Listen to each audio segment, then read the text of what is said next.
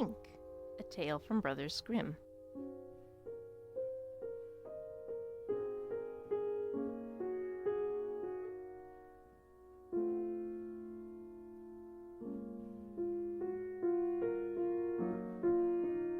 There was once on a time a queen to whom God had given no children.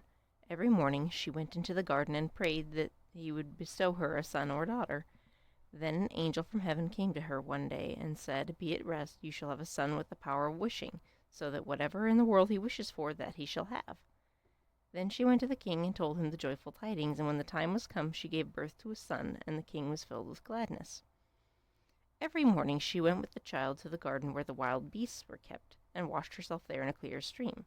Now it happened once when the child was a little older that he was lying in her arms, and she fell asleep. Then came the old cook, who knew that the child had the power of wishing, and stole it away, and he took a hen, cut it in pieces, and dropped some of its blood on the queen's apron and her dress. Then he carried the child away to a secret place where a nurse was obliged to suckle it, and he ran to the king and accused the queen of having allowed her child to be taken from her by wild beasts. When the king saw the blood on her apron, he believed this, and fell into such a passion that he ordered a high tower to be built, in which neither sun nor moon could be seen, and had his wife put into it and walled up. Here she was to stay for 7 years without meat or drink, and die of hunger. But God sent 2 angels from heaven in the shape of white doves, which flew to her twice a day, and carried her food until the 7 years were over. The cook, however, thought to himself, "If the child has the power of wishing, and I am here, he might easily get me into trouble." So he left the palace and went to the boy, who was already big enough to speak, and said to him, "Wish for a beautiful palace for yourself, with a garden and all else that pertains to it." Scarcely were the words out of the boy's mouth when everything was there he had wished for. And after a while the cook said to him, "It is not well for you to be so alone. Wish for a pretty girl as a companion." Then the king's son wished for one, and she immediately stood before him, and was more beautiful than any painter could have painted her. The two played together and loved one another with all their hearts, and the old cook went out hunting like a nobleman. The thought, however, occurred to him that the king's son might some day wish to be with his father, and thus bring him into great peril. So he went out and took the maiden aside, and said, "Tonight, when the boy is asleep, go to his bed and plunge this knife into his heart, and bring me his heart and tongue, and if you do not do it, you shall lose your life." Thereupon he went away, and when he returned the next day, she had not done it, and said, "Why should I shed the blood of an innocent boy who has never harmed anyone?" The cook once more said, "If you do not do it, it shall cost you your own life."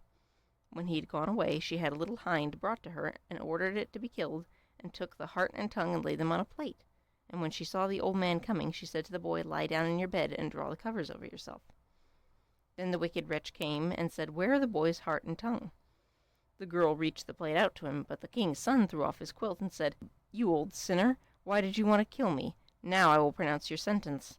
You shall become a black poodle, and have a gold collar round thy neck, and shall eat burning coals till the flames burst from thy throat." When he had spoken these words, the old man was changed into a poodle dog, had a gold collar round his neck, and the cooks were ordered to bring up live coals, and these he ate until the flames broke forth from his throat. The king's son remained there a short while longer, and he thought of his mother and wondered if she were still alive. At length he said to the maiden, "I will go home to my own country. If you will go with me, I will provide for you." "Ah," she said, "the way is long, and what shall I do in a strange land where I am unknown?" As she did not seem quite willing, and they could not be parted from each other, he wished she might be changed into a beautiful pink, and he took her with him. Then he went away to his own country, and the poodle had to run after him. He went to the tower in which his mother was confined, and as it was very high, he wished for a ladder which he could reach up to the very top. Then he mounted up and looked inside and cried, "Beloved mother, Lady Queen, are you alive or are you dead?" She answered, "I have just eaten and am still satisfied," for she thought angels were there. Said he, "I am your dear son, whom the wild beasts were said to have torn from your arms, but I am alive still, and will speedily deliver you." Then he descended again and went to his father, and caused himself to be announced as a strange huntsman, and asked if he would give him a place. The king said yes, if he was skilful and could get game for him, he should come to him, but deer had never taken up their quarters in any part of the district or country. Then the huntsman promised to procure as much game for him as he could possibly use at the royal table. So he summoned all the huntsmen together and bade them go out into the forest with him, and he went with them and bade them form a great circle, open at one end where he stationed himself, and began to wish. 200 deer and more came running inside the circle at once, and the huntsman shot them. Then they were all placed on 60 country carts, and driven home to the king, and for once he was able to deck his table with game, after having had none at all for years. Now the king felt great joy at this, and commanded his entire household should eat with him next day, and made a great feast.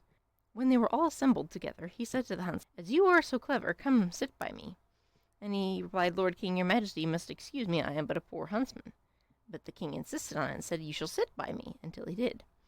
While he was sitting there, he thought of his dearest mother and wished that one of the king's principal servants would begin to speak of her, and ask how it was faring with the queen in the tower, and if she were alive still, or had perished. And hardly had he formed the wish than the marshal began and said, "Your Majesty, we live joyously here, but how is the queen living in the tower? Is she still alive, or has she died?" The king replied, "She let my dear son be torn to pieces by the wild beasts. I will not have her named." Then the huntsman rose and said, "Gracious lord father, she is alive still, and I am her son. I was not carried away by a wild beast, but by that wretch the cook, who tore me from her arms when she was asleep and sprinkled her apron with the blood of a chicken." Thereupon he took the dog with the golden collar and said, "This is the wretch," and caused live coals to be brought, and these the dog was compelled to devour before the sight of all, until flames burst forth from its throat. On this the huntsman asked the king if he would like to see the dog in its true shape, and wished him back into the form of the cook, in which he stood immediately, with his white apron and knife by his side. When the king saw him, he fell into a passion, and ordered him to be cast into the deepest dungeon. Then the huntsman spoke further, and said, "Father, will you see the maiden who brought me up tenderly, and was afterwards to murder me, but did not do it though her own life depended on it?" The king said, "Yes, I should like to see her." And the son said, "Most gracious father, I will show her to you in the form of a beautiful flower." He thrust his hand into his pocket and brought forth the pink, and placed it on the royal table, and it was so beautiful the king had never seen one to equal it. And the son said, "Now I will show her to you in her own form," and wished she might become a maiden, and she stood there looking so beautiful no painter could have made her look more so. And the king sent 2 waiting maids and 2 attendants into the tower to fetch the queen and bring her to the royal table.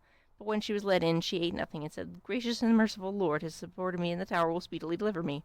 She lived 3 days more, and then died happily, and when she was buried, the 2 white doves which had brought her food to the tower, and were angels of heaven, followed her body, and seated themselves on her grave. The aged king ordered the cook to be torn in 4 pieces, but grief consumed the king's own heart, and he soon died. His son married the beautiful maiden whom he had brought home with him as a flower in his pocket, and whether they are still alive or not is known only to God.